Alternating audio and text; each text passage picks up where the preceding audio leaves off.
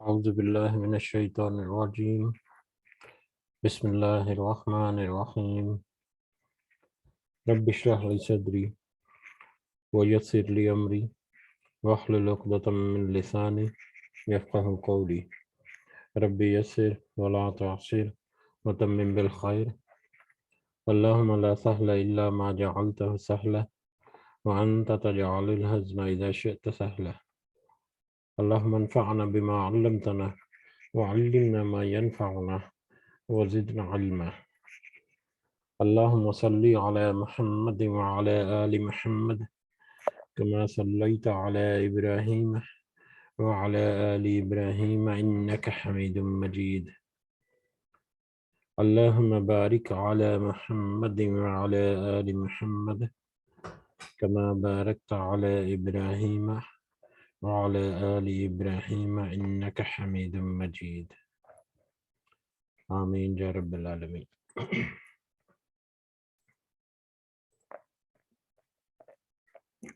آج ہم انشاءاللہ اللہ کے خاص فضل و کرم سے ریاض الصالحین کا جو والیوم 1 ہے جلد اول، اس میں چیپٹر نمبر 25 ہم نے شروع کیا تھا، جس کا عنوان ہے ادائے امانت کا بیان۔ چیپٹر نمبر 25 ادائے امانت کا بیان۔ اس چیپٹر میں ہم انشاءاللہ آج حدیث نمبر 2 یا اوورال حدیث نمبر 202 سے انورڈ دیکھیں گے۔ سب سے پہلے ہم اللہ کا شکر ادا کرتے ہیں، اس کی تعریف کرتے ہیں جس نے ہمیں اس قابل بنایا، جس نے ہمارے دلوں کو اس قابل کیا کہ ہم اپنے دن کا آغاز اس کے بابرکت کلام کو سمجھنے سے کریں، اس کی نصیحتوں کو، اس کے احکامات کو سمجھنے کی کوشش سے کریں، اور یہ کہ ہم اپنے نبی سب کے محبوب صلی اللہ علیہ وسلم کی احادیث کو بھی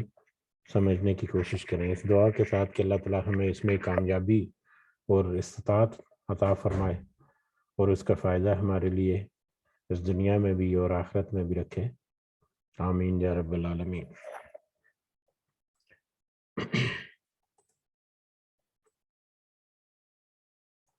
جی تو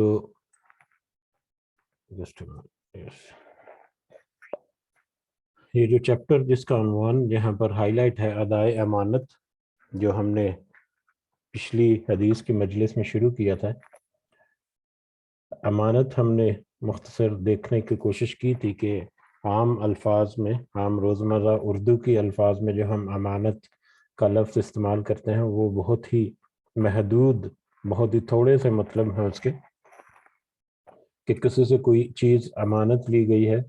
تو اس کو اسی طرح سے اس کو واپس لوٹا دینا، کسی سے کوئی چیز ادھار لی ہے تو اس کو واپس اس کو لوٹا دینا، یہ امانت ہے۔ لیکن جب ہم اس موضوع کو گہرائی میں جب دیکھیں، اس شریعت کی اصطلاح جو ہے اس کے مطابق، یا یہ جو احادیث اور جو آیات کوٹ گئی ہیں ان کو سامنے رکھتے ہوئے جب ہم امانت کا مفہوم، اس کا مطلب جو ہے وہ سمجھنے کی کوشش کریں تو یہ بہت ہی وسیع اور بہت ہی گہرے معنی رکھتا ہے، اور ہماری زندگی کے تقریباً ہر پہلو اور ہر لمحہ اس موضوع یا امانت کے موضوع میں آ جاتا ہے، گر جاتا ہے۔ اور اگر مختصر الفاظ میں ہم اس کو سمجھنے کی کوشش کریں تو ایک انسان کے اوپر جتنی بھی قسم کی ذمہ داریاں ہیں، اس کے استطاعت اور اس کی طاقت کے مطابق جتنی قسم کی ذمہ داریاں وہ انجام دے سکتا ہے، جو وہ ادا کر سکتا ہے، جو وہ عمل کر سکتا ہے، وہ ساری کی ساری ذمہ داریوں کو پورا کرنا، ان کا حق ادا کرنا، یہ امانت کی ادائیگی ہے، یا اس کے پاس وہ ساری کی ساری چیزیں امانت ہیں، چاہے وہ حقوق اللہ کے معاملے ہوں، چاہے وہ حقوق العباد کے میٹرز ہوں، چاہے وہ اپنے ذاتی جو اس کے ایمان کے تقاضے ہیں، جو اس کی ذاتی اس کے ذات تک محدود ہیں، چاہے وہ ان کو پورا کر رہا ہو، وہ تو امانت جو ہے وہ اللہ کو لٹائے گا اپنی۔ اگر اللہ تعالیٰ نے اس کو استطاعت دی ہے کہ وہ نماز پڑھے، روزے رکھے، حج کرے، زکوٰۃ دے، تو یہ ساری چیزیں جب وہ پوری کرے گا، یہ سارے احکامات کو، تو در حقیقت ایک امانت ہے جس کو وہ لٹا رہا ہے۔ اسی طرح سے معاشرتی اعتبار سے دیکھیں، حقوق العباد کے معاملے میں دیکھیں، غرض یہ کہ ہر طرح کے معاملات میں ہمیں یہ جھلک نظر آئے گی کہ ہمارے اوپر جو فرائض یا ذمہ داریاں ہیں، چاہے وہ کنڈیشنل ہیں، آپشنل ہیں، چاہے وہ کمپلسری ہیں، چاہے وہ فرائض ہیں یا نفلی ہیں، جو ہم ادا کر سکتے ہیں ان کو ادا کرنا ایکچولی امانت کی ادائیگی ہے، امانت ہے ہمارے پاس۔ اگر اللہ تعالیٰ نے ہمیں استطاعت دی ہے، ہمت دی ہے، اور ہمارے پاس کوئی سائل آتا ہے اور ہمارے پاس اتنی طاقت ہے کہ ہم اس کے سوال کو پورا کر سکیں، تو پھر ہمیں اس کا سوال کو پورا کرنا چاہیے۔ اور اللہ تعالیٰ نے جو ہمیں ہمت، طاقت دی، ہمیں جو دولت یا جو بھی ہمارے پاس اللہ کی نعمت ہے جس کو ہم استعمال کر کے اس سائل کی مشکل کو آسان کر سکتے ہیں، تو در حقیقت وہ استطاعت و یہ نعمت ہے، وہ ہمارے لیے ایک امانت بھی ہے۔ اور جب ہم ایسا کریں گے تو اس کا مطلب یہ نہیں کہ ہم اپنے جو ہماری نعمتیں ہیں ان میں کوئی کمی لائیں گے۔ ہمارے پاس جو اللہ تعالیٰ نے نعمتیں دی ہیں مختلف طرح کی، ان نعمتوں کو کسی بھی طرح سے ہم اگر استعمال کریں گے، ان کے نعمتوں کو لٹائیں گے اللہ کی طرف، یا ان کو دوسروں کو فائدہ پہنچانے کے لیے ان نعمتوں کو بروئے کار لائیں گے، تو اس سے ہمیں یقیناً ہمارے جو اجر ملیں گے وہ ملٹی پلائنگ ہوں گے، وہ ضرب کھاتے جائیں گے، کہ جتنی زیادہ اچھی نیت اور خالص نیت کے ساتھ وہ عمل کیا جائے گا، وہ امانت لٹائی جائے گی، اتنا ہی بڑا اجر ملے گا، اور اتنا ہی ملٹی پلائی ہوتا جائے گا وہ اجر، اس کو ضرب کھاتا جائے گا۔ بہرحال یہ امانت کا مفہوم جو ہے وہ اگر ہم مختصر الفاظ میں دیکھیں تو یہ بہت ہی وسیع معنی رکھتا ہے، اور ان وسیع معنوں کو سامنے رکھتے ہوئے ہم نے ایک حدیث پچھلی مجلس میں پڑھی تھی، اور کچھ آیات تھی جو اس کو کوٹ کی گئی تھی، اور حدیث جو پڑھی تھی اس کو اگر مختصر ہم دیکھ لیں تو اس میں حضرت ابو ہریرہ رضی اللہ تعالیٰ عنہ سے روایت کہ رسول اللہ صلی اللہ علیہ وسلم نے منافق کی 3 نشانیاں بیان کی۔ وہ 3 نشانیاں کیا ہے؟ نمبر 1، جب وہ بات کرے تو جھوٹ بولے، جب وعدہ کرے اس کے خلاف کرے، اور جب اس کے پاس امانت رکھی جائے تو خیانت کرے۔ امانت رکھی جائے تو اس میں خیانت کرے۔ یہ امانت وہی ایک عام سے معنی جو ہم استعمال کرتے ہیں روزمرہ معاملات میں، یہ معنی وہاں پر ہے کہ اگر اس کے پاس کوئی چیز رہن رکھی جائے یا کوئی چیز امانتاً رکھی جائے تو اس میں کوئی ڈنڈی مارنے کی کوشش کرے یا ڈنڈی مارے۔ اور اسی طرح سے ایک اور روایت میں بھی ہے کہ اگرچہ وہ شخص وہ منافق وہ 3 کام کرتا ہے، جھوٹ بولتا ہے، وعدہ پورا نہیں کرتا، اور امانت میں خیانت کرتا ہے، اگرچہ وہ روزے رکھے اور نماز بھی پڑھے اور اپنے آپ کو مسلمان بھی گمان کرتا ہو۔ تو یہ حدیث بھی ایکچولی ہم مطلب بہت گہرائی میں اور وسیع معنوں میں دیکھیں تو یہ بھی بہت ہی وسیع مطلب رکھتی ہے، اور ہمارے اندر اگر ہم اپنے اندر جھانکیں تو ہمیں بہت سارے معاملات ایسے نظر آئیں گے جس میں ہمارا اپنا کردار ہمیں مشکوکانہ ہونا شروع ہو جائے، یا جس میں ہمیں اپنے معاشروں میں بہت زیادہ معاملات ایسے پائے جاتے ہیں، لیکن ہم اوپنلی کسی کے اوپر آج کل کے دور میں خاص کر منافق کا فتویٰ جو ہے وہ نہیں لگا سکتے۔ اس لیے سب سے مناسب یہی بات ہے کہ ہم اپنے اندر کوئی ایسی خدا نخواستہ اگر کوئی خصلت پائی جاتی ہے تو اس کو ضرور ڈھونڈیں، اس کا ضرور ٹٹولیں، اور اگر کوئی ایسا معاملہ ہے تو اس کی ضرور اصلاح کرنے کی کوشش کریں۔ یہ ہمارے لیے آج کے دور میں زیادہ ضروری ہے، بجائے اس کے کہ دوسروں کے اوپر انگلیاں اٹھائی جائیں، اور خاص کر آج کا دور جس میں جھوٹ اور سچ یا جھوٹا اور سچا جو ہے ان میں تمیز کرنا انتہائی مشکل کام ہو گیا، تو ایسے میں تو پھر اور بھی زیادہ احتیاط کی ضرورت ہے۔ اللہ عالم بالصواب۔ بڑھتے ہیں ہم اگلی حدیث کی طرف، آج کے نئے سبق جو ہیں ان کی طرف بڑھتے ہیں۔ حدیث نمبر 202 ہے۔ حضرت حذیفہ بن یمان رضی اللہ تعالیٰ عنہ سے روایت ہے، وہ کہتے ہیں کہ ہمیں رسول اللہ صلی اللہ علیہ وسلم نے 2 حدیثیں یا 2 باتیں بیان کی۔ حدیث جو ہے وہ بات کو کہتے ہیں، نئی بات، ایک نئی انفارمیشن جو ہے۔ ان میں سے ایک کو میں نے دیکھ لیا اور دوسری کا میں انتظار کر رہا ہوں. یعنی حضرت حذیفہ رضی اللہ تعالیٰ عنہ کہتے ہیں کہ نبی کریم صلی اللہ علیہ وسلم نے دو باتیں یا دو حدیثیں دو باتیں بیان کی, ان میں سے ایک کو میں نے دیکھ لیا ہے اور دوسری کا میں انتظار کر رہا ہوں. اب جو پہلی ہے جس کو جو کون سی دو باتیں جو ہیں وہ کون سی ہیں؟ سب سے پہلی بات آپ صلی اللہ علیہ وسلم نے ہم سے بیان فرمایا تھا کہ امانت لوگوں کے دلوں کی جڑ یا گہرائی میں اتری, یعنی اسے فطرت کا حصہ بنایا. پھر قرآن نازل ہوا اور انہوں نے اسے قرآن اور سنت سے جانا. ایک انسان کی فطرت میں امانت کو رکھ دیا گیا, پھر قرآن اور سنت سے انہوں نے اس فطرت کو جانا, یعنی فطرت کا یہ سبق قرآن و حدیث کے علم سے تازہ ہوا. یہ پہلی بات ہے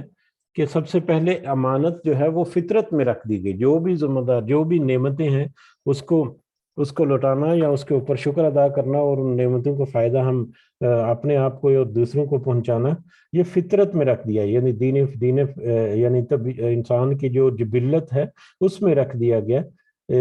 مطلب اچھائی کرنا, دوسرے کے ساتھ احسان کرنا, دوسروں کے لیے اچھا سوچنا, یہ فطرتی تقاضے ہیں, یہ فطرت میں ہے. دوسروں کے لیے مطلب آسانیاں ڈھونڈنا اور ان کی کوشش کرنا ہے, یہ فطرت کا حصہ بنا دیا ہے اللہ تعالیٰ نے ایک انسان کی جو جبلت ہے اس میں. ٹھیک ہے. اور دوسری بات جو نبی کریم صلی اللہ علیہ وسلم نے پھر آپ نے ہم سے بیان کیا کہ امانت اٹھ جائے گی. اب یہ جو فطرت کا حصہ ہے, اب اللہ تعالیٰ نے کیونکہ انسان کو اختیار بھی دیا ہوا ہے, تو اس اختیار کو یوز کرتے ہوئے انسان جو ہے وہ کچھ ایسے ضرور کام کرے گا کہ امانت جو ہے وہ اٹھ جائے گی, امانت ختم ہو جائے گی. آپ صلی اللہ علیہ وسلم نے فرمایا اس طرح کہ آدمی سوئے گا, یہ آپ کچھ مثالیں دے رہے ہیں نبی کریم صلی اللہ علیہ وسلم کے کولز ہیں, کہ آپ کے آدمی سوئے گا اور امانت اس کے دل سے قبض کر لی جائے گی یا اٹھا لی جائے گی, بس اس کا اثر ایک معمولی نشان کی طرح باقی رہ جائے گا. پھر وہ سوئے گا اور امانت اس کے دل سے اٹھا لی جائے گی, پس اس کا اثر آبلے کی مانند باقی رہ جائے گا, جیسے کہ ایک انگارہ ہو جسے تو اپنے پیر پر لڑکائے تو اس سے چھالا نمودار ہو جائے, بس تو اسے ابھرا ہوا تو دیکھتا ہے لیکن اس میں کوئی چیز نہیں ہوتی. پھر آپ نے ایک کنکری لی اور مثال سمجھانے کے لیے اسے پیر پر لڑکایا. یعنی مطلب جو امانت ہے وہ اس طرح سے ایک معمولی سے نشان کی صورت میں باقی رہ جائے گی زندگی میں, جس سے کچھ فرق نہیں پڑے گا. جب بس دیکھنے میں ایک ہلکا سا داغ یا ہلکا سا نشان جو ہے وہی محسوس ہوگا, اس کے علاوہ اس کی کوئی حیثیت یا کوئی فائدہ یا نقصان یا کوئی اس کی اہمیت جو ہے وہ ہم زندگی میں باقی نہیں رہے گی. اور یہ جو چھالا لڑکانا یا چھالا نمودار ہونا ہے, یہ جو انگارہ جو ہے, ایک تو آگ کا شعلہ ہوتا ہے جو انتہائی زیادہ تپش والا ہوتا ہے, ایک انگارہ ہوتا ہے کوئی لوہے کی یا پتھر کی چیز کو رگڑا جائے تو اس سے بھی ایک ہلکا سا انگارہ, یا یہ ویلڈنگ اگر ہم ہوتے ہوئے دیکھتے ہیں تو اس میں تو بہت زیادہ انگارے نکلتے ہیں, یا اسٹیل کی کٹنگ کرتے ہوئے, تو وہ انگارے جو ہیں ظاہری طور پر تو دیکھنے میں وہ آگ کے شعلے لگتے ہیں یا آگ کا حصہ لگتے ہیں, لیکن اگر مطلب جسم کے کسی حصے میں پڑ جائے تو اس سے کچھ زیادہ نقصان نہیں ہوتا, بلکہ ہلکا سا ایک نشان سا پڑ جاتا ہے, یا زیادہ وہ مطلب جلد کا اوپر کا چھلکا. ایک پریکٹیکلی بات ہے اور مطلب عام فہم سی ہے. تو مطلب اس کا سمجھانے کا یہی تھا نبی کریم صلی اللہ علیہ وسلم کا کہ اس کا کچھ فرق نہیں ہوتا, یعنی صرف یہ کہ ایک معمولی سا نشان یا معمولی سا ایک نقطہ سا باقی رہ جائے, اس کے علاوہ اس کی کوئی اہمیت خاص نہیں ہوتی, اس کا کوئی خاص اثر نہیں ہوتا. تو اسی طرح سے امانت جو ہے اس کو اٹھا دیا جائے گا یا اٹھا لی جائے گی یا ختم ہو جائے گی. اس کو فردر اس کے ایکسپلینیشن میں, پس لوگ صبح کے وقت باہم خرید و فروخت کرتے ہوئے ان میں سے کوئی کرتے ہوں گے. اب امانت کا وہی وسیع مفہوم جو ہے وہ اپنے ذہن میں رکھیں گے تو ہمیں زیادہ آسانی ہوگی اس کے مفہوم کی گہرائی کو سمجھنے کے لیے, اس حدیث کی گہرائی کو سمجھنے کے لیے. بہرحال پس لوگ جو ہیں وہ صبح کے وقت باہم خرید و فروخت کرتے ہوں گے, ان میں سے کوئی امانت ادا کرنے کے قریب بھی نہ پھٹکتا ہوگا. خرید و فروخت یہ عام بازاروں میں یا عام معاملات میں، روزمرہ کے معاملات میں خرید و فروخت میں، ایون کہ ہماری جابز جو ہیں وہ بھی آ جاتی ہیں، ہماری جو ملازمتیں یا جاب جو ہیں وہ بھی خرید و فروخت میں آتی ہیں کہ مالک جو ہیں، کمپنی کے مالک یا کمپنی کے جو بھی ڈائریکٹرز وغیرہ ہیں، انہوں نے ہمارے وقت کو ہم سے خریدا ہے ایک خاص سیلری کے عوض میں. تو یہ بھی ایک وسیع مفہوم ہے باہم خرید و فروخت جو ہے، کس طرح سے ہم چیزیں جو ہیں وہ ایکسچینج کرتے ہیں. باہم خرید و فروخت کرتے ہوئے ان میں سے کوئی امانت ادا کرنے کے قریب بھی نہ پھٹکے گا، یعنی کسی کو کوئی اس کی پرواہ نہیں ہوگی کہ کیا وہ واقعی اس کا حق ادا کر رہا ہے کہ نہیں، جو وہ چیز خرید رہا ہے اس کی صحیح قیمت وہ ادا کر رہا ہے کہ نہیں، یا کوئی چیز اگر بیچ رہا ہے تو اس کو بیچنے کے جتنے اصول جو ہیں وہ ایمانداری کے اور دوسرے تیسرے وہ سارے تقاضے پورے کر رہا ہے کہ نہیں، کوئی اس کے اوپر دھیان نہیں کرے گا. حتیٰ کہ کہا جائے گا کہ فلاں شخص کی اولاد میں سے ایک امانت دار آدمی تھا، یعنی امانت دار بالکل کامیاب ہو جائیں گے. یعنی ایک وقت ایسا آ جائے گا کہ کوٹ کریں گے کہ ہاں فلاں فلاں شخص کی کوئی اولاد میں سے کوئی ایک آدمی ہے جو بہت امانت دار ہے، جو بہت امین ہے، جو بہت مطلب خلوص کے ساتھ اور اچھی نیت کے ساتھ اپنے فرائض جو ہے وہ انجام دیتا ہے یا امانت کو ادا کرتا ہے. اور ایمان بھی اسی طرح سے انقا ہو جائے گا، جیسے یعنی امانت بھی اٹھا لی جائے گی اور اسی طرح سے ایمان جو ہے وہ بھی آہستہ آہستہ دلوں سے ختم ہوتا چلا جائے گا. جبکہ کہا جائے گا، ایک وقت ایسا بھی آ جائے گا کہ کہا جائے گا، حتیٰ کہ کہا جائے گا کہ فلاں شخص کس قدر مضبوط، کس قدر ہوشیار اور کس قدر عقل مند ہے، حالانکہ اس کے دل میں ایک رائی کے برابر بھی ایمان نہیں ہوگا. ایک وقت ایسا بھی آئے گا کہ کسی شخص کے بارے میں کہا جائے گا کہ اس کے وہ کتنا مضبوط اعصاب کا مالک ہے، ہوشیار ہے، عقل مند ہے، بہت ہی زیادہ حکمت بھری باتیں کرتا ہے اور فیصلے کرتا ہے، اور اس کے فیصلے یا اس کی اسٹریٹجی دیکھے کیسے وہ بزنس کرتا ہے یا کیسے معاملات کو کرتا ہے، اس کی وہ اعلیٰ قسم کی مثالیں دیں گے، لیکن حقیقت میں اس شخص کے اندر ایمان جو ہے وہ رائی برابر بھی نہیں ہوگا. اور یہی سچویشن آج ہمیں ملتی ہے. جو جتنا ہوشیار ہے، جو جتنا مطلب زبان کو جتنا اچھا طریقے سے استعمال کرنا جانتا ہے، باتیں جتنی اچھی طریقے سے بناتا ہے، اور جس قدر وہ دنیاوی اعتبار سے کامیاب ہے اپنے کاروبار میں، چاہے وہ جس طرح سے بھی معاملات کرتے ہوئے اپنے کاروبار کو آگے لے کر چل رہا ہے، اس کو ہی عقل مند اور اس کو ہی کامیاب سمجھا جاتا ہے. لیکن ہو سکتا ہے کہ اس میں کوئی ایسے معاملے ہوں کہ وہ اس میں ایمان کی بالکل کمی ہو. بہرحال راوی حدیث حضرت حذیفہ جو ہیں وہ فرماتے ہیں، انہوں نے فرمایا بلا شبہ مجھ پر ایک ایسا وقت گزر چکا ہے. اب وہ یہ جو دو باتیں اوپر نبی کریم صلی اللہ علیہ وسلم نے بتائی تھی، ایک تو ایمان کو فطرت میں رکھ دیا امانت کو ادا کرنے کا، اور دوسرا پھر امانت کو اٹھا لیا جائے گا آہستہ آہستہ کر کے. یہ دو باتیں جو ہیں یہ راوی حدیث کہتے ہیں، اپنا تجربہ بیان کرتے ہیں کہ بلا شبہ مجھ پر ایک وقت ایسا گزر چکا ہے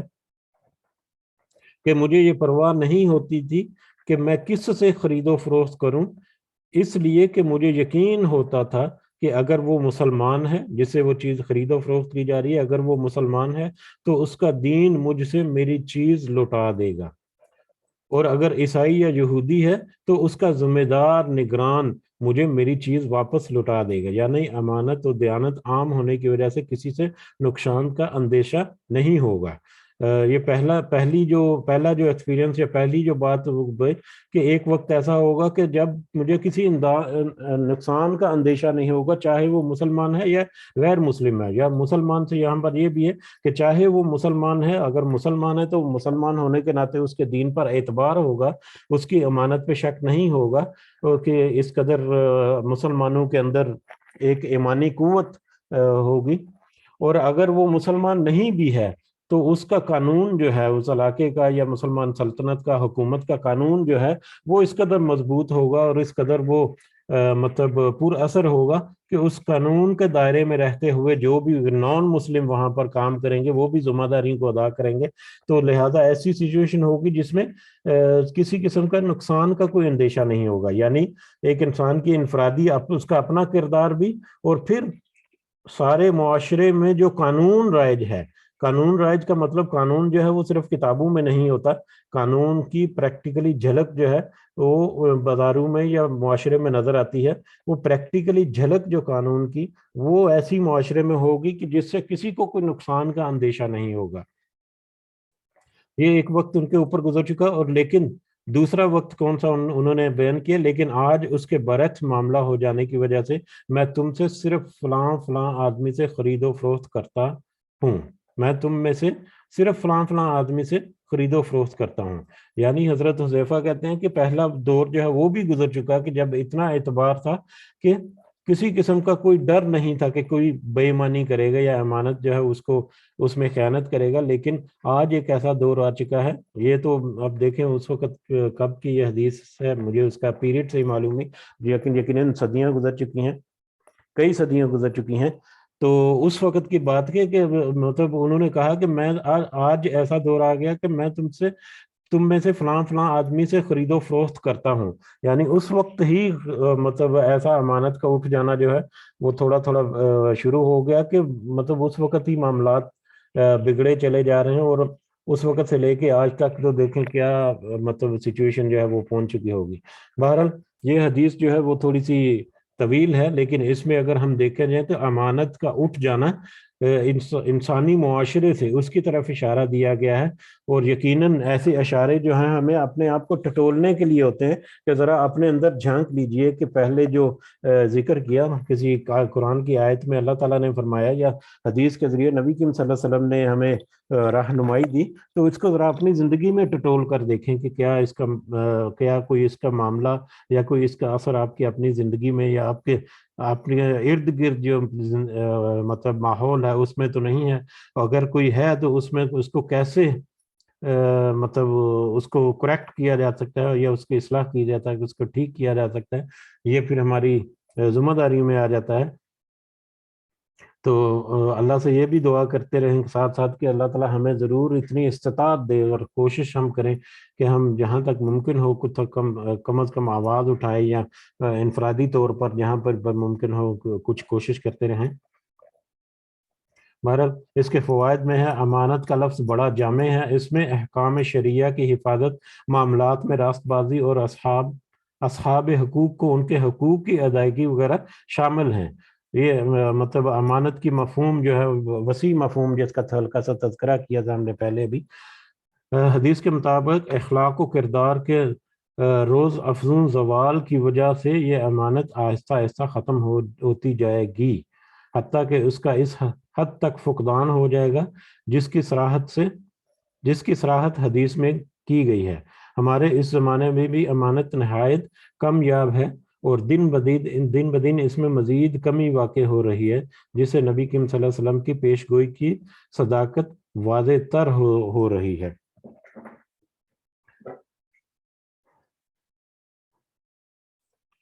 تو یہ فوائد میں بھی تقریباً وہی بات لکھی گئی ہے کہ ایسا آہستہ آہستہ وقت ایسا گزرتا جا رہا ہے کہ امانت جو ہے وہ اور کامیاب ہوتی جا رہی ہے۔ ہم امانت کا بھی یہاں پر بتایا گیا کہ حقوق کی ادائیگی اور ذمہ داریوں کی ادائیگی جو ہے وہ امانت میں شامل ہے، اور اس میں یقیناً ہم نے دیکھا ہے کہ کس طرح سے کمی آتی جا رہی ہے یا کس طرح سے کمزوری آتی جا رہی ہے ہمارے معاشرے میں۔ اگلی حدیث کی طرف بڑھتے ہیں، حدیث نمبر 303۔ یہ بھی حضرت حذیفہ اور حضرت ابو ہریرہ رضی اللہ تعالیٰ عنہما سے روایت ہے۔ رسول اللہ صلی اللہ علیہ وسلم نے فرمایا، اللہ تعالیٰ قیامت والے دن لوگوں کو جمع فرمائے گا، پس مومن کھڑے ہوں گے حتیٰ کہ جنت ان کے قریب کر دی جائے گی، جس سے ان کی خواہش جنت تیز تر ہوگی۔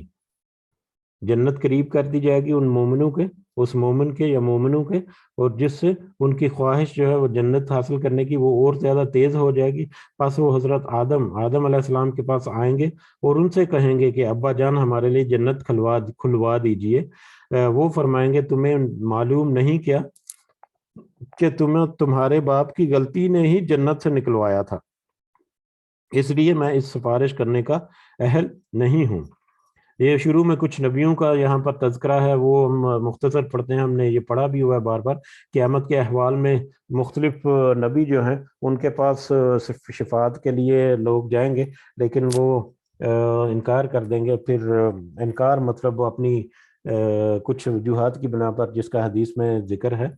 پھر نبی کریم صلی اللہ علیہ وسلم کے پاس جب پہنچیں گے تو پھر وہ ان کی شفاعت ہوگی. تو اس کے بعد یہ حدیث کا جو صحیح ٹاپک جو ہمارے چیپٹر کا ہے وہ ہمیں ملے گا. بہرحال حدیث کو ہم پڑھتے ہیں کہ پہلا جو ہے حضرت آدم علیہ السلام کے پاس لوگ جائیں گے کہ ہمارے لیے جنت کھلوا دیں. تو وہ کہیں گے کہ تمہیں کیا معلوم نہیں کہ تمہارے باپ کی غلطی نے ہی تمہیں جنت سے نکلوایا تھا, اس لیے میں یہ سفارش کرنے کا اہل نہیں ہوں. تم میرے بیٹے ابراہیم خلیل اللہ کے پاس جاؤ اور ان سے درخواست کرو. پس وہ ابراہیم علیہ السلام کے پاس آئیں گے, لوگ حضرت ابراہیم علیہ السلام کے پاس آئیں گے. ایمان والے مومن جو ہیں وہ بھی کہیں گے کہ میں اس کا اہل نہیں ہوں. حضرت ابراہیم بھی کہیں گے کہ میں اس کا اہل نہیں ہوں, میں یقیناً اللہ کا خلیل تھا, لیکن یہ منصب اس سے ماورا ہے. تم موسیٰ کے پاس جاؤ جن سے اللہ نے کلام فرمایا. پس لوگ جو ہیں مومن جو ہیں وہ موسیٰ علیہ السلام کے پاس جائیں گے, آئیں گے. آپ بھی معذرت کر لیں گے, موسیٰ علیہ السلام بھی معذرت کر دیں گے کہ میں اس کا اہل نہیں ہوں. تم عیسیٰ کے علیہ السلام کے پاس جاؤ, وہ اللہ کا کلمہ اور اس کی روح ہیں. حضرت عیسیٰ علیہ السلام جو ہے وہ بھی فرمائیں گے کہ میں اس کا اہل نہیں ہوں. پس لوگ محمد صلی اللہ علیہ وسلم کے پاس آ جائیں گے. پس لوگ محمد صلی اللہ علیہ وسلم کے پاس آ جائیں گے. تو پھر چنانچہ آپ صلی اللہ علیہ وسلم جو ہے وہ کھڑے ہوں گے اور آپ کو اجازت دی جائے گی, یعنی اللہ تعالیٰ آپ کو اجازت دے گا اور امانت اور صلہ رحمی دونوں کو چھوڑا جائے گا. امانت اور صلہ رحمی یہ دونوں کو چھوڑا جائے گا. پس وہ دونوں پل صراط کے دونوں اطراف دائیں بائیں کھڑی ہو جائیں گی. امانت اور صلہ رحمی, یہ دو چیزیں اب ذہن میں رکھنی ہے کہ امانت اور صلہ رحمی جو ہیں وہ قیامت کے دن کھڑی ہو جائیں گی. کہاں پر؟ پل صراط کے دونوں طرف دائیں اور بائیں کھڑی ہو جائیں گی. پھر لوگ پل صراط سے گزرنا شروع ہو جائیں گے. پس تمہارا پہلا گروہ, یہ دیکھیں اب پل صراط کے جو دو پلرز ہیں یا دو جو اس کے سہارے جو ہیں جن کے سہارے پر پل صراط جو ہے وہ کھڑا ہوگا, وہ دو سہارے کون سے ہوں گے؟ ایک امانت اور دوسرا صلہ رحمی. اور ہمیں امانت بھی ہم نے ابھی دیکھا, سمجھنے کی کوشش کی کہ اس کا مطلب کیا ہے, مفہوم کیا ہے اور کس قدر وسیع ہے. اور صلہ رحمی جو ہے وہ بھی ہمیں پتا ہے کہ دوسروں کے ساتھ احسان کرنا اور دوسروں کے ساتھ مطلب کس طرح سے معاملہ فیملی جو ہے یہ بھی یقیناً ہمیں پتا ہے. تو یہ دو چیزیں جو ہیں یہ پلر ہوں گے پل صراط کا, جس میں سے گزر کر ہر ایک مومن جو ہے یا ہر ایک وہ بندہ جو جنت کا مستحق ہے وہ جنت کی طرف جائے گا. اور اس میں سے جو اس پل صراط کو پار کرنے میں کامیاب ہوگا وہی در حقیقت جنت میں جائے گا. بہرحال یہ آگے بڑھتے ہیں ہم. امانت اور صلہ رحمی ان دونوں کو چھوڑا جائے گا. پس وہ دونوں پل صراط کے دونوں طرف دائیں بائیں کھڑی ہو جائیں گی. پس لوگ پل صراط سے گزرنا شروع ہوں گے. پس تمہارا پہلا گروہ بجلی کی طرح نہایت تیزی سے گزر جائے گا. راوی حدیث کہتے ہیں میں نے کہا کہ میرے ماں باپ آپ کا پر قربان ہو. نبی کریم صلی اللہ علیہ وسلم سے اس نے راوی حدیث نے کہا کہ بجلی کی طرح گزرنے کے کیا معنی ہے؟ آپ نے فرمایا کیا تم نہیں دیکھتے کہ بجلی کس طرح پلک جھپکتے میں گزر جاتی ہے اور واپس آ جاتی ہے. یہ بجلی جو ہے یہ ہماری جو عام الیکٹریسٹی جو ہے وہ والی بجلی نہیں, بلکہ یہ بجلی جو گرج چمک کے ساتھ بادلوں میں جو ہمیں ملتی ہے بارش کے وقت میں, یہ اس بجلی کا تذکرہ ہے کہ وہ کیسے آنن فانن آتی ہے اور کڑک کے ساتھ مطلب اچانک سے آتی ہے اور اچانک سے گزر جاتی ہے یا غائب ہو جاتی ہے. تو یہ اس بجلی کا یہاں پر تذکرہ ہے. پھر دوسرا گروہ, وہ پہلا گروہ جو ہے وہ اس قدر اپنے ایمان میں اس قدر مضبوط ہوگا کہ بجلی سی کی تیزی سے وہ پل صراط سے گزر جائے گا. پھر دوسرا گروہ جو ہے وہ ہوا کے گزرنے کی طرح,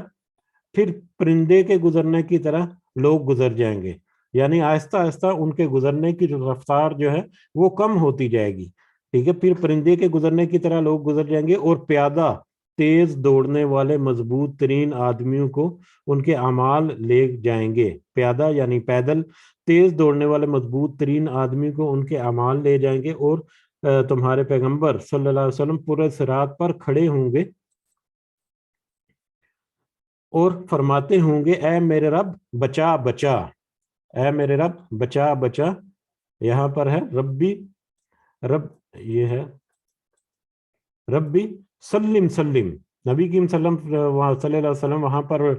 पुलिस रात पर खड़े होंगे, और जब ऐसे ग्रोह शुरू हो जाएंगे जिनका गुजरना मुश्किल होता जाएगा या जिनके गुजरने में कुछ मुश्किलात होंगी, उनके ईमान और किरदार के, दुनिया के जो उनके मामलात हैं उनके उनमें कमी और कमजोरी की वजह से, तो वहां पर नबी करीम सल्लल्लाहु अलैहि वसल्लम कहेंगे कि ए रब्बी सल्लिम सल्लिम, ए मेरे रब बचा बचा। अपनी उम्मत के लिए वो फिक्रमंद होंगे, यहाँ तक कि बंदों के नेक अमाल उन्हें तेज रफ्तारी के साथ ले जाने से आजिज आ जाएंगे। उनके नेक अमाल मतलब उतने कमजोर होते जाएंगे कि वो पूरे सिरात से गुजरने में कमजोर हो जाएंगे, आजिज आ जाएंगे। यहाँ तक कि आदमी आएगा जो चलने की ताकत ही नहीं रखेगा, वो सिर्फ घिसट कर चलेगा, और पुलिस रात के दोनों किनारों पर कांटे, आग आगे से मुड़े हुए सरिये जिन पर गोश्त लटकाया जाता है, यानी ये कसाई वगैरह, कसाब वगैरह की दुकान पर अगर हम जाएं तो एक कांटा सा बना होता है उसका, मतलब लोहे का, जो आगे से मुड़ा हुआ होता है और कील की तरह उसको नुकीला किया जाता है। या मछली पकड़ने वाला कांटा जो है वो बेहतरीन मिसाल है इसकी, कि मछली पकड़ने वाला कांटा किस तरह से आगे से मुड़ा और तेज नोक वाला होता है। जैसे ही वो उसके ऊपर गोश्त या मतलब मछली का मुंह आएगा तो उसको वो जकड़ लेगा। इस तरह से पूरे सिरात के दोनों तरफ कांटे, आगे से मुड़े हुए सरिये जिन पर गोश्त लटकाया जाता है, लटके हुए होंगे, जिन्हें इस बाबत हुक्म दिया हुआ होगा, जिन्हें इस बाबत हुक्म दिया हुआ है कि जिनकी बाबत हुक्म दिया जाए उनको वो पकड़ लें। यानी वो खास कैटेगरी या उस खास हद तक कमजोर ईमान वाले जो हैं, उनको जब वो वहां से गुजरने लगे तो उनको वो पकड़ लें। यानी उन कांटों को भी ये हुक्म होगा कि जो ऐसे इतनी लिमिट से ज्यादा कमजोर वाले जो लोग हैं ईमान वाले, उनको गुजरने से रोक दें या उनको पकड़ लें। पस बाज गुजरने वाले जख्मी होंगे लेकिन निजात पा जाएंगे, कुछ तो फिर भी जख्मी होकर बड़ी मुश्किल से घिसट घिसट कर पुल से रात जो है वो अबूर कर जाएंगे, लेकिन और बाज को अंधा करके जहन्नम में डाल दिया जाएगा। कसम है उस जात की जिसके हाथ में अबू हुरैरा रज़ियल्लाहु तआला अन्हु की जान है, यकीनन जहन्नम की गहराई 70 साल की मुसाफत के बराबर है। तो यहाँ पर इस हदीस में अगर हम देखें तो क़यामत की होलनाकी जो है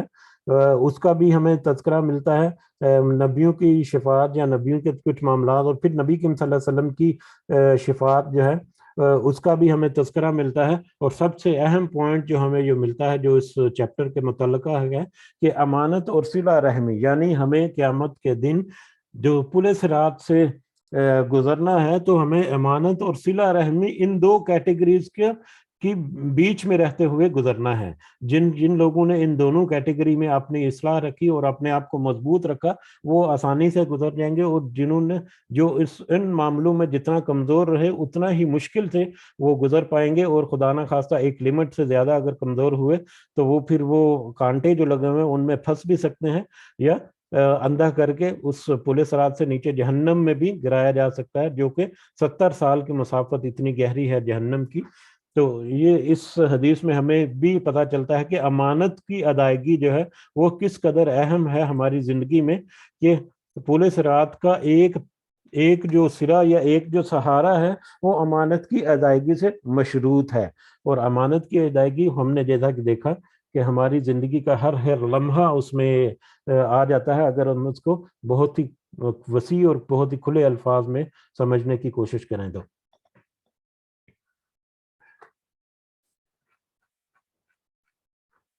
इसके फवायद में यहाँ पर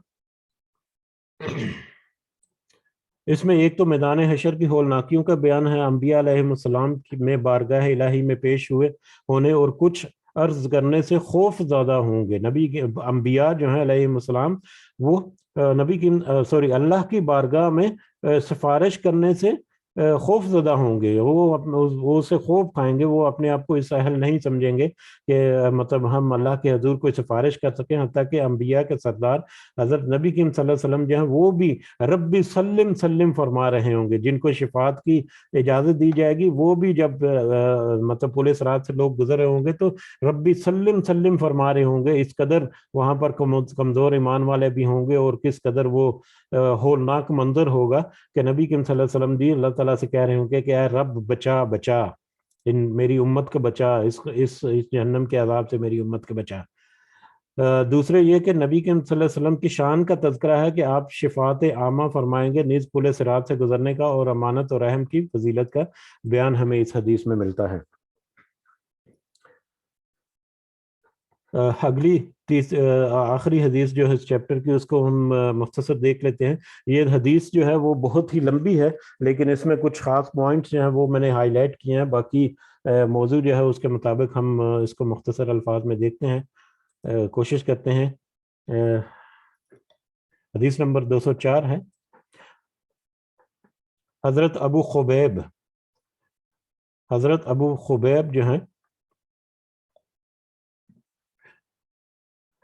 وہ عبداللہ بن زبیر سے روایت کرتے ہیں، یہ سے روایت ہے کہ جب میرے والد زبیر رضی اللہ تعالیٰ عنہ جنگ جمل والے دن کھڑے ہوئے، جنگ جمل اس کو جنگ بصرہ بھی کہتے ہیں، یہ ایک یہ جنگ جو مارکا یا جو معاملہ ہوا تھا حضرت عائشہ رضی اللہ تعالیٰ عنہ اور حضرت علی رضی اللہ تعالیٰ عنہ کے درمیان، یہ وہ واقعہ ہے جنگ جمل، یہ ایک افسوسناک ہے، یقیناً ہمیں سب کو اندازہ ہے اس کا۔ بہرحال جنگ جمل والے دن کھڑے ہوئے تو مجھے بلایا،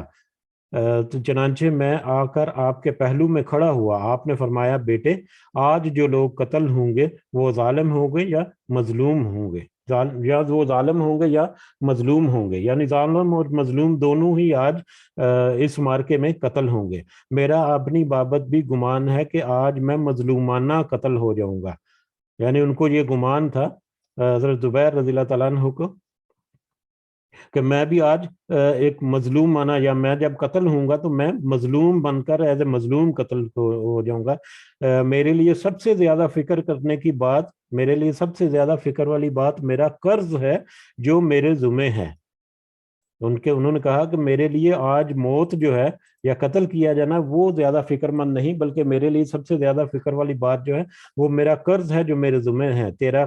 کیا خیال ہے کہ ہمارا قرض ہمارے مال کو کچھ باقی چھوڑے گا، یعنی ادائیگی قرض کے بعد کچھ مال باقی بچے گا؟ پھر فرمایا اے بیٹے ہمارے مال کو بیچ کر میرا قرض ادا کرنا، اور 1/3 مال کی وصیت فرمائی،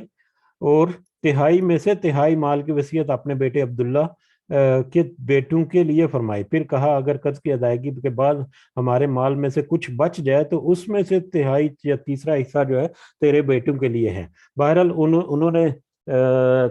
قرض کی ادائیگی کے بعد جو بھی ترکہ باقی بچے گا ان میں سے تیسرے حصے کی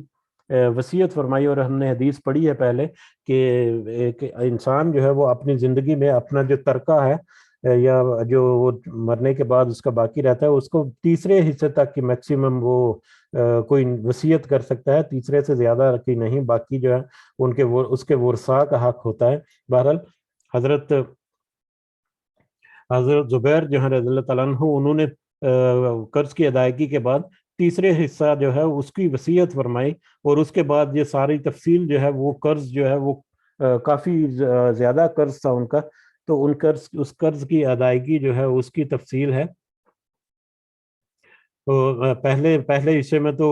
مطلب ان کی حضرت زبیر کی اپنے بیٹے کو وصیت ہے کہ کس طرح سے تم نے مطلب قرض کو ادا کرنا ہے۔ ہم موضوع کے مطابق اس کو دیکھتے ہیں کیونکہ بہت لمبی حدیث ہے۔ حضرت عبداللہ نے کہا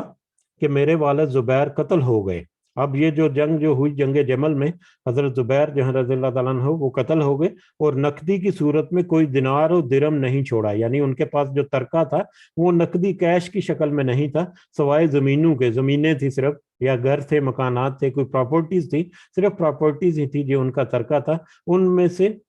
انہی میں غابہ کی زمین تھی، اور 11 گھر مدینے میں، اور 2 گھر بصرے میں، 1 گھر کوفے میں، اور 1 گھر مصر میں چھوڑا، یعنی مختلف جگہوں پر مختلف پراپرٹیز جو ہیں وہ ان کے پاس تھی، ان کا ترکہ حضرت زبیر رضی اللہ تعالیٰ عنہ کا۔ حضرت عبداللہ نے کہا کہ آپ پر جو قرض تھا اس کی شکل دراصل یہ تھی کہ آدمی اپنا مال آپ کے پاس لاتا اور اسے امانت کے طور پر آپ کے سپرد کر دیتا۔ یہ موضوع کے مطابق جو اہم پوائنٹ ہے کہ ان کے پاس جو قرض تھا، جو قرض نہیں تھا دراصل وہ کیا تھا کہ آدمی اپنا مال آپ کے پاس لاتا اور اسے امانت کے طور پر آپ کے سپرد کر دیتا۔ آپ فرماتے کہ نہیں، یہ امانت کے طور پر نہیں بلکہ یہ میرے ذمہ قرض ہے، اس لیے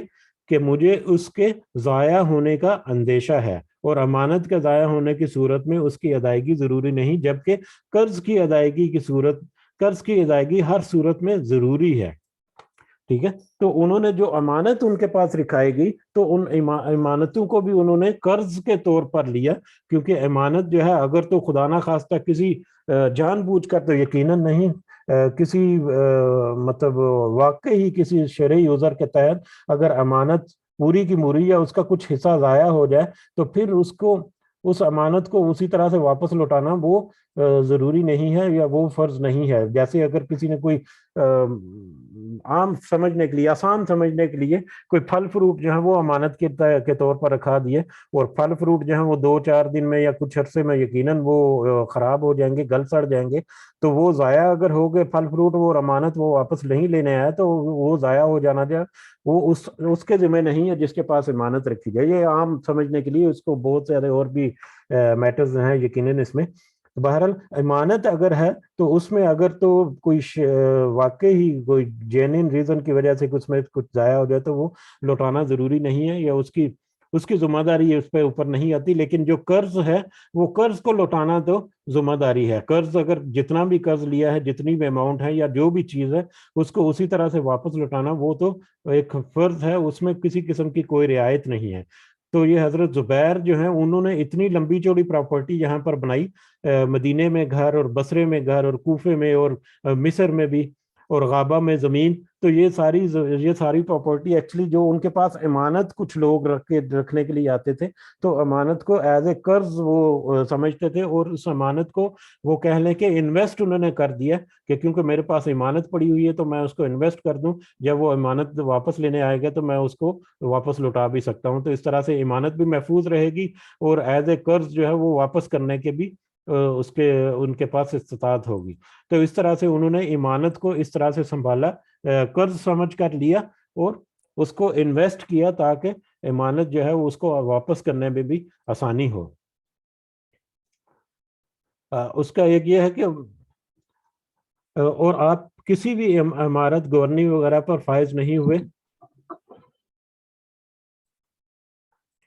اب یہ جو ان کے پاس جو دولت جو کٹھی ہوئی تھی یا جو پراپرٹی تھی وہ بھی اس وجہ سے تھی کہ انہوں نے ایمانداری کے ساتھ جو بھی ان کا کاروبار تھا، یا انہوں نے مطلب جنگوں میں حصہ لیا تو مال غنیمت وغیرہ جو ملتا تھا اس طریقے سے ان کے پاس، یا لوگوں نے جو امانت رکھی ان امانتوں کو انویسٹ کر کے انہوں نے یہ ساری پراپرٹی خریدی تھی۔ ان کے پاس کوئی سرکاری عہدہ وغیرہ بھی نہیں تھا جس کی وجہ سے یہ ہوا۔ حضرت عبداللہ رضی اللہ تعالیٰ عنہ فرماتے ہیں،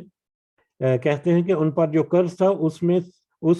اسے میں نے شمار کیا تو وہ 22 لاکھ تھا۔ اس وقت 22 لاکھ جو ہے دینار اور درم یا جو بھی کرنسی ہے اس وقت کی، اس کے مطابق ان کے اوپر وہ قرض تھا۔ جو امانت، جو مختلف امانتیں جو لوگوں نے رکھائی ہوئی تھی، ان کی امانت کی ویلیو جو ہے وہ انہوں نے قرض کے طور پر رکھی، اور وہ 22 لاکھ تھی اس وقت۔ تو اس کے بعد یہ سارا تذکرہ ہے کہ انہوں نے ان مختلف پراپرٹیز کو مختلف لوگوں کے ہاں بیچا، اور کچھ کو اس میں سے پیسے جو ہیں وہ ادا کیے، اور کچھ کو زمین جو ہے وہ ادا کی، اور یہ بہت لمبا، اور اس میں ہمیں آپ ضرور اگر کوشش کریں وقت نکالیں تو اس کو ضرور پڑھیں کہ وراثت کی تقسیم میں سب سے پہلے قرض کی ادائیگی ہے، اور قرض کو کتنے اہتمام کے ساتھ لوٹانے کی کوشش کی حضرت عبداللہ نے۔ تو وہ یہاں پر ہمیں اس کی جھلک ملتی ہے کہ مختلف لوگوں کو انہوں نے کنٹیکٹ کیا، ان کے پاس گئے، ان سے پوچھا، ان سے تحقیق کی، پھر ان کا حصہ کتنا بنتا ہے اس کے مطابق انہوں نے پراپرٹی کو بیچا اور ان کو ادا کیا، اور یہ ساری تفصیل جو ہے وہ اس میں ملتی ہے۔ تو یقیناً یہ ایک اہم تفصیل ہے جو ہمیں پڑھنی چاہیے کبھی فری وقت میں۔ بہرحال، اور اس کے بعد جب حضرت عبداللہ بن زبیر جو ہے قرض کی ادائیگی سے فارغ ہو گئے، جب ان کا پورا قرض جو ہے وہ ادا ہو گیا، تو حضرت زبیر کے بیٹوں نے کہا کہ ہماری میراث ہمارے درمیان تقسیم کر دو۔ اب قرض کی ادائیگی ہو گئی، اب قرض کے بعد تیسرا حصہ جو ہے وہ اس کا انہوں نے وصیت کی تھی۔ تو میراث کی تقسیم کا جب میٹر آیا تو حضرت عبداللہ نے کہا، اپنے بھائیوں کو جواب دیا کہ اللہ کی قسم میں ابھی تمہارے درمیان تقسیم نہیں کروں گا یہاں تک کہ میں موسم حج میں مسلسل 4 سال اعلان کروں گا کہ جس شخص کا بھی حضرت زبیر پر کوئی قرض ہو تو وہ ہمارے پاس آئے, ہم اس کا قرض ادا کریں گے, کیونکہ قرض کی مقدار بہت بڑی تھی اور بہت مختلف طرح کے لوگ مختلف بستیوں میں یا مختلف جگہوں پر ٹھہرے ہوئے لوگ جو ہیں انہوں نے قرض کے تقاضے کیے اور ان کو قرض ادا کیا. تو ابھی بھی جب قرض ان کو لگا کہ ختم ہو گیا ہے, قرض ادا ہو گیا ہے, تو پھر بھی انہوں نے کہا کہ نہیں, جب تک کہ میں 4 سال حج کے موسم میں اعلان نہ کروں کہ اگر کسی کے پاس کوئی قرض ہے, کوئی حضرت زبیر کے ذمہ کوئی قرض ہے کسی کا, تو ہم سے رابطہ کرے تو ہم کریں گے. اور حج میں مسلسل, حج کے 4 سال کا مطلب یہ ہے کہ حج میں آنے والے ایک ایکسٹرا آرڈنری سرگرمی ہوتی ہے, اور اس میں مختلف جگہوں سے اور مختلف مطلب علاقوں سے لوگ جو ہیں وہ شامل ہوتے ہیں اس میں, اور اس میں جو اعلان ہوتا ہے وہ کہہ لیں کہ انٹرنیشنلی بہت دور دور تک اس کی آواز جو ہے وہ سنی جاتی ہے. جب وہ واپس جائیں گے تو اپنے احباب میں ذکر کریں گے کہ اس طرح سے وہاں پر اعلان ہوگا, جو یعنی ایک قسم کا ان کی کوشش تھی کہ اس کے ذریعے بھی ایک عام پیغام پہنچ جائے کہ اگر کوئی قرض حضرت زبیر رضی اللہ تعالیٰ عنہ کے ذمہ باقی ہے تو وہ بھی ہم سے آ کے تقاضا کریں تو ہم وہ بھی پورا کرنے کے لیے تیار ہیں. تو 4 سال تک مسلسل جو ہے, جب تک میں حج کے دوران مطلب اعلان نہ کر دوں, میں وہ تقسیم نہیں کروں گا, وراثت تقسیم نہیں ہوگی. چنانچہ ہر سال حج کے موسم میں اعلان فرماتے, جب 4 سال گزر گئے تو بقیہ مال ان کے درمیان تقسیم کر دیا, اور 1/3 مال بھی حسب وصیت متعلقہ لوگوں کے سپرد کر دیا. اور حضرت زبیر رضی اللہ تعالیٰ عنہ کی 4 بیویاں تھیں, بس ہر بیوی کو 12 لاکھ ملے. حضرت زبیر رضی اللہ تعالیٰ عنہ کا تمام متروکہ جو ہے ترکے والا مال 5 کروڑ 2 لاکھ مالیت کا تھا اس وقت. یہ بخاری کی حدیث ہے. تو اس حدیث کو ہم جب تفصیل سے پڑھیں تو اس میں امانت جو ہے حضرت زبیر علیہ السلام نے اپنے بیٹے عبداللہ کو امانت دی. کیا امانت تھی کہ ان کا قرض لوٹانا ہے, اور قرض لوٹانے کے بعد جو ان کا باقی ترکہ بچے گا اس کو ان کے ورثاء میں تقسیم کرنا ہے. اور 1/3 کا حضرت عبداللہ کے بیٹوں کو انہوں نے وصیت کی, یعنی اپنے پوتوں کو انہوں نے وصیت کی 1/3 مال کی. تو اس کے حساب سے, اور پھر ہمیں یہ نظر آتی, جھلک نظر آتی ہے اس حدیث کو ہم تفصیل سے جب بیٹھیں کہ کس قدر محنت کی یا کس قدر کوشش کی حضرت عبداللہ بن زبیر نے رضی اللہ تعالیٰ عنہما کہ وہ قرض کی ادائیگی کریں, اور قرض کی ادائیگی کے لیے انہوں نے کس طرح سے پاپڑ بیلے. اور پھر بھی جب ختم ہو گیا قرض, اس کے بعد بھی انہوں نے 4 سال تک حج میں اعلان کیا کہ اگر کسی کا کوئی قرض باقی ہے میرے باپ حضرت زبیر کے ذمہ تو وہ ہم سے آپ کے مطالبہ کر سکتا ہے. اس کے بعد پھر انہوں نے وراثت تقسیم کی, اور وراثت کی تقسیم بھی یقیناً جو بھی شرعی تقاضے ہیں وہ پورے کر کے کی, اور تیسرا حصہ جو ہے وہ وصیت کے مطابق جن کو وصیت کی گئی تھی ان کے سپرد بھی کیا. تو یہ امانت کی ادائیگی کا ایک خوبصورت مطلب پیغام جو ہے وہ اس میں ملتا ہے. اس میں کوشش جو ہے وہ ہمیں ملتی ہے اس حدیث مبارکہ میں. تو آپ کوشش کریں کہ اس حدیث کو ضرور ایک دفعہ پڑھیں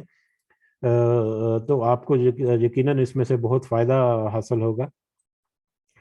اس کے فوائد میں یہاں پر درج ہے, جہاد کے موقع پر یا اس قسم کے دیگر حالات میں جب زندگی یکسر غیر یقینی ہو تو وصیت کرنے کا بھی ایک فائدہ, یا وصیت کی جا سکتی ہے.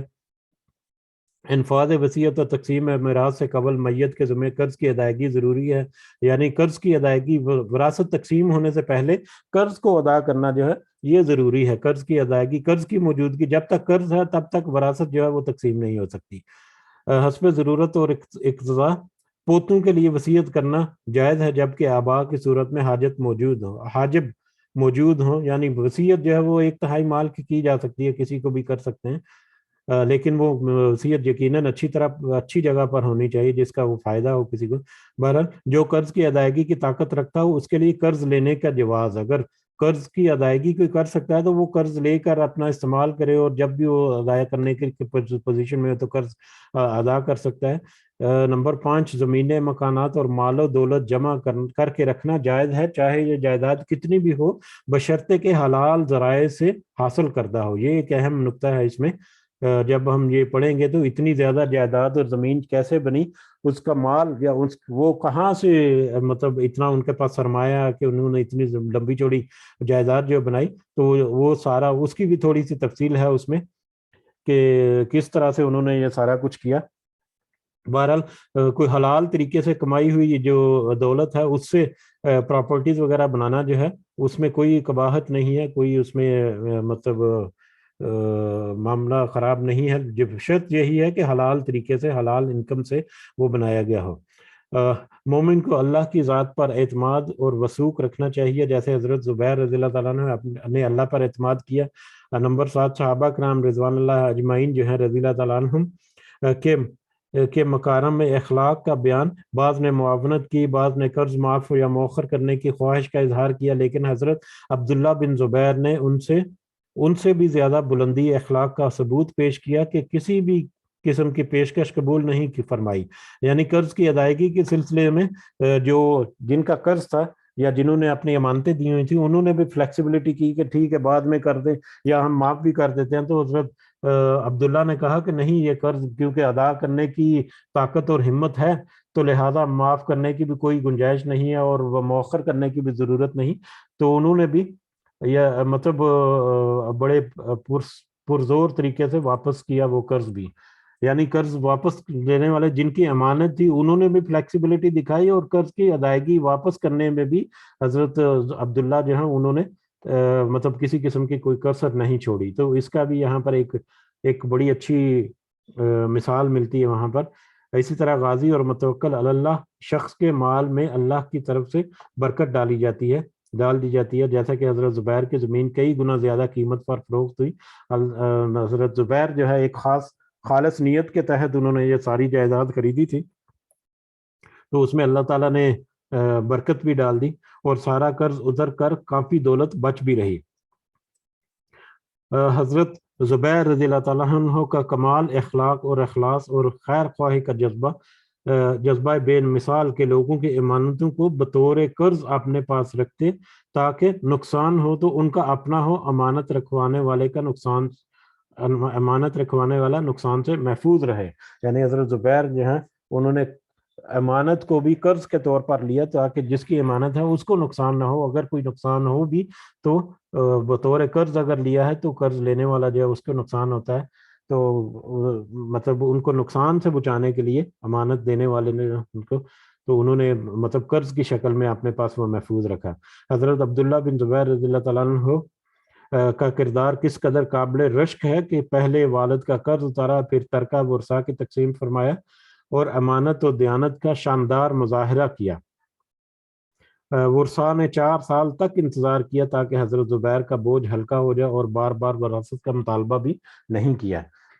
تو یہ اس حدیث میں سے جو اہم پوائنٹس ہیں یہ بھی ہمیں یہاں پر پڑھ لیے ہیں۔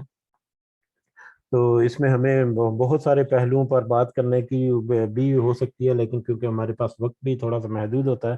تو ہم یہاں پر اختتام کی طرف بڑھتے ہیں۔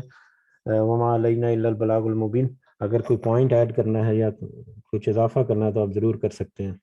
جزاکم اللہ خیرا کثیرا۔